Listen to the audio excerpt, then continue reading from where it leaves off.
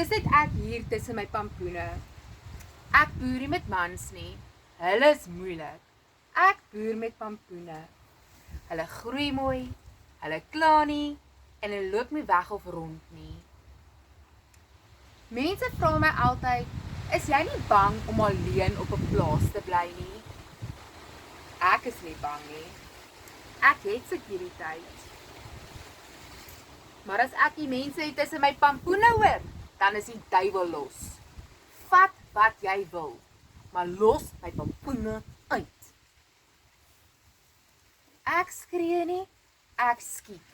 En as ek mis, dan gooi ek met 'n pampoen. Jy dink jy is sterk. Jy het my nog nie gesien pampoen gooi nie. Maar weet jy wat? Al hierdie drama en al wat ek wil hê, is iemand om 'n stukkie pampoenkoek saam met my te eet. Nie drama nie, net koek. Jy boer dalk of dalk nie. Ek boer met smaak en ek bak ook baie graag.